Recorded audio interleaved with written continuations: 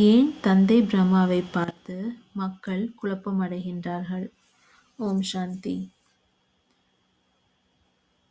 தந்தை பிரம்மா இருப்பதோ இந்த சங்கம யுகத்தில், அதாவது கலியுகத்தின் கடைசியில்.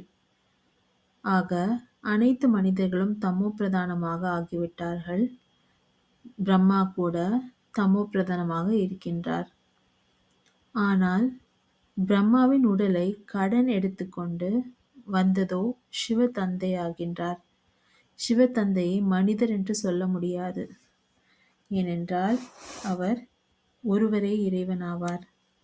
ஆகையால் அவர் இந்த பிரம்மாவின் உடலை கடனாக எடுத்து நமக்கு கற்பித்துக் கொண்டிருக்கின்றார்.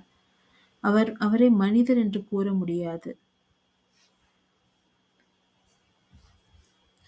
இது ஞான மார்க்கமாகும். பக்தி மார்க்கத்தில் அனைவரும் பூஜை செய்கின்றனர் மற்றும் அனைத்து விதமான சடங்குகளையும் செய்கின்றனர். ஆனால் இப்போது தந்தை வந்த பிறகு பக்தி மார்க்கம் முடிவடைந்து விட்டது.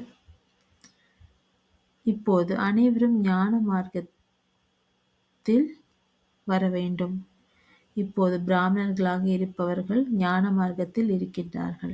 ஆக அனைவரின் ஒரே கடை இதுவாகத்தான் இருக்கின்றது. ஏனென்றால் ஒரே தந்தை தான் இருக்கின்றார். ஆதலால் அனைவருக்கும் கடை இது ஒரு கடைதான்.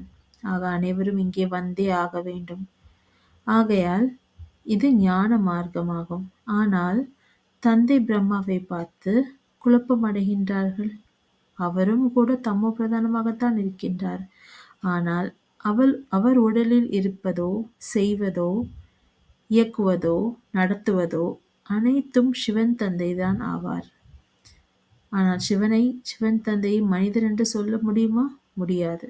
ஆகையால் தான் நாம் இதை புரிந்து கொள்ள வேண்டும்.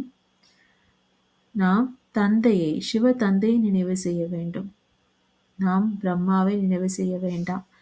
சிவ தந்தையை நினைவு செய்ய வேண்டும். அவர்தான் இந்த உடலில் அனைத்தையும் செய்து கொண்டிருக்கின்றார். ஓம் சாந்தி.